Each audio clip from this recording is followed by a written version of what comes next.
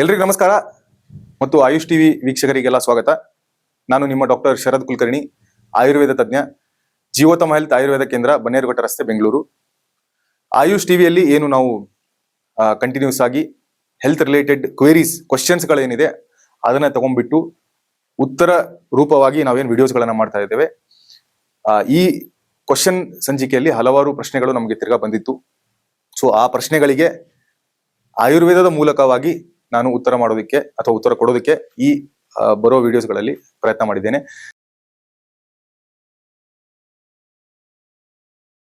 So ಇಲ್ಲಿ fruits ಇರ್ಬೋದು ಅಥವಾ ಹಾಲಿನ ಪದಾರ್ಥಗಳಿರ್ಬೋದು, ಮಿಲ್ಕ್ ಪ್ರಾಡಕ್ಟ್ಸ್, ಡೈರಿ ಪ್ರಾಡಕ್ಟ್ಸ್ ಅಂತ ಏನ್ ಹೇಳ್ತೇವೆ, ಇದಿರ್ಬೋದು. ಇದು ಹೆಲ್ದಿ ಹೌದು, ಇಲ್ಲ ಅಂತಲ್ಲ. ಆದ್ರೆ ಎರಡು ಥಿಂಗ್ಸ್ ಅನ್ನ ನಾವಿಲ್ಲಿ ನೋಟಿಸ್ ಮಾಡಬೇಕು. ಒಂದು, ಎವ್ರಿಥಿಂಗ್ ಈಸ್ ಇಂಡಿವಿಜುವಲ್ ಸ್ಪೆಸಿಫಿಕ್. ಇವಾಗ ಕೆಲವೊಬ್ಬರಿಗೆ ಹಾಲು ಎಷ್ಟು ಕುಡಿದ್ರು ಕೂಡ ಏನಾಗಲ್ಲ, ಕೆಲವೊಬ್ಬರಿಗೆ ಹಾಲು ಸ್ವಲ್ಪ ಜಾಸ್ತಿ ಕುಡಿದ್ರೆ ಸ್ವಲ್ಪ ಹೊಟ್ಟೆ ತೊಳಸಂಗ್ ಆಗು. ಸೊ ಅದರಿಂದ ಹಾಲಿನ ಸಮಸ್ಯೆ ಅಂತಲ್ಲ, ಅದು ಅವರವರ ದೇಹಕ್ಕೆ ಅನುಗುಣವಾಗಿ ಪದಾರ್ಥಗಳು ಇರುತ್ತೆ, ಅಥವಾ ಪದಾರ್ಥಗಳು ಅವರವರ ದೇಹಕ್ಕೆ ಅನುಗುಣವಾಗಿ ಆಕ್ಟ್ ಮಾಡ್ತಾ ಇರುತ್ತೆ. ಇಲ್ಲಿ ಒಂದು ಇಂಟಾಲರೆನ್ಸ್ ಆಗಲ್ಲ ಅಂತ, ಕೆಲವೊಂದು ಫುಡ್ಸ್ ತಗೊಂಡ್ರೆ ಕೆಲವೊಬ್ರಿಗೆ ಆಗಲ್ಲ. ಅಂತ ಸಂದರ್ಭದಲ್ಲಿ ಅವ್ರು ಬಿಡ್ಲೇಬೇಕು ಅದನ್ನ. ಅದಕ್ಕೆ ಏನೇನು ಟ್ರೀಟ್ಮೆಂಟ್ಸ್ ಮಾಡ್ಬೇಕು ಮಾಡಿ ಮತ್ತೆ ನಾವು ವಾಪಸ್ ಅದನ್ನ ತಗೊಂಡ್ಬರುವಂತ ಪ್ರಯತ್ನಗಳನ್ನ ಮಾಡಬಹುದು. ಎರಡನೇದು ಕಾಂಬಿನೇಷನ್ ಗಳನ್ನ ನಾನು ಹೇಳ್ತಾ ಇರ್ತೇನೆ, ತುಂಬಾ ವಿರುದ್ಧಾಹಾರ ಅಂತ, ಇನ್ಕಂಪ್ಯಾಟಿಬಲ್ ಫುಡ್ಸ್ ಅಂತ, ಒಂದ್ರ ಜೊತೆ ಒಂದು ಆಗ್ಬರಲ್ಲ ಅಂತ ಕಾಂಬಿನೇಷನ್ಸ್ ಗಳನ್ನು ಅವ್ರು ತಗೊಂಡಿದ್ರು ಅಂತ ಹೇಳಿದ್ರೆ, ಅವಾಗ ಹಾಲು ಹೆಲ್ದಿ ಇರ್ಬೋದು, ಇಲ್ಲ ಅಂತಲ್ಲ. ಆದ್ರೆ ಹಾಲನ್ನು ಅವರು ಪಪ್ಪಾಯ ಫ್ರೂಟ್ ಜೊತೆ ತಗೊಂಡ್ಬಿಟ್ಟಿರ್ತಾರೆ, ಆಗ್ಬರಲ್ಲ. ಅಥವಾ ಹಾಲೇನಿದೆ ಅದನ್ನ ಅವರು ಆರೆಂಜ್ ಜೊತೆ ತಗೊಂಡ್ಬಿಟ್ಟಿರ್ತಾರೆ, ಮೂಸಂಬಿ ಜೊತೆ ತಗೊಂಡಿರ್ತಾರೆ, ಆಗಿ ಬರಲ್ಲ. ಆ ಕಾಂಬಿನೇಷನ್ ಬೇರೆ ಬೇರೆ ಟೈಮಲ್ಲಿ ತಗೋಬೇಕು, ಅವಾಗ ಏನಾಗಲ್ಲ.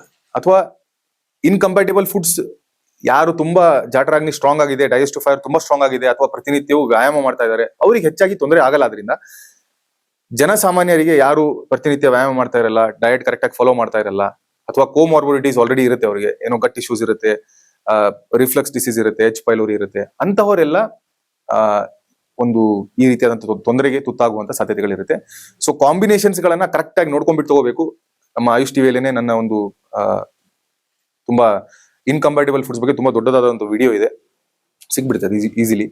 ಸೊ ಹಾಲಿನ ಜೊತೆ ಯಾವ ಯಾವ ಪದಾರ್ಥಗಳನ್ನ ನಾವು ತಗೋಬಹುದು, ತಗೋಬಾರದು ಅಂತ. ಫ್ರೂಟ್ಸ್ ಅನ್ನು ಸಪರೇಟ್ ಆಗಿ ತಗೋಬೇಕು. ನಾನು ಲಾಸ್ಟ್ ವಿಡಿಯೋದಲ್ಲೂ ಹೇಳಿದ್ದೇನೆ, ಫ್ರೂಟ್ಸ್ ತಗೊಳ್ಳುವಂತ ಒಂದು ಟೈಮ್ ಏನಿದೆ ಅದು ಊಟಕ್ಕಿಂತ ಮೊದಲು ಅಲ್ಲ, ಊಟದ ಜೊತೆನೂ ಅಲ್ಲ, ಊಟ ಆದ್ಮೇಲೂ ಅಲ್ಲ. ಸಪರೇಟ್ ಆಗಿ ಸಂಜೆ ಹೊತ್ತು 3:30-4 ಗಂಟೆಗೆ ಯಾರೆಲ್ಲ ಟೀ ಸೇವನೆ ಮಾಡ್ತಾ ಇರ್ತಾರೆ, ಅಥವಾ ಏನೋ ಸಮೋಸ ಚಾಟ್ಸ್ ಗಳನ್ನ ಸೇವನೆ ಮಾಡ್ತಾ ಇರ್ತಾರೆ, ಮಿಕ್ಸ್ಚರ್ ಗಳನ್ನ ಸೇವನೆ ಮಾಡ್ತಿರ್ತಾರೆ, ಅದನ್ನ ಬಿಟ್ಬಿಟ್ಟು ಒಂದ್ ಸ್ವಲ್ಪ ಫ್ರೂಟ್ಸ್ ಅನ್ನ ಸೇವನೆ ಮಾಡೋದು ತುಂಬಾ ಒಳ್ಳೇದು. ಅಗೇನ್ ಅವರ ಶುಗರ್ ಲೆವೆಲ್ಸ್ ಅದೆಲ್ಲ ಚೆಕ್ ಮಾಡಿನೇ ಇದನ್ನ ಸೇವನೆ ಮಾಡಬೇಕು. ಸೊ ಇದು ಮುಖ್ಯವಾದಂತಹ ಒಂದು ಇಂಪಾರ್ಟೆಂಟ್ ಏನು ಅಡ್ವೈಸ್ ನನ್ನ ಪ್ರಕಾರ. ಯಾಕೆಂದ್ರೆ ಇನ್ಕಂಪ್ಯಾಟಿಬಲ್ ಫುಡ್ಸ್ ನಾರ್ಮಲ್ ಎಲ್ಲಿ ಎಕ್ಸರ್ಸೈಸ್ ಮಾಡ್ತಾ ಇರಲ್ಲ ಅಥವಾ ಯಾರಿಗೆ ಅಭ್ಯಾಸ ಇರಲ್ಲ, ಅಲ್ಲಿ ಅವರಿಗೆ ಗಟ್ ಇಶ್ಯೂಸ್ ಮಾಡುವಂತ ಸಾಧ್ಯತೆಗಳಿರುತ್ತೆ. ಆಯುಷ್ ಟಿವಿಯನ್ನು ವೀಕ್ಷಿಸುತ್ತಿರುವ ಎಲ್ಲ ವೀಕ್ಷಕರಿಗೆ, ಪ್ಲಸ್ ನಮ್ಮ ವಿಡಿಯೋಸ್ಗಳನ್ನ ವೀಕ್ಷಿಸುತ್ತಿರುವ ಎಲ್ಲ ವೀಕ್ಷಕರಿಗೆ ತುಂಬಾ ತುಂಬಾ ಧನ್ಯವಾದಗಳು.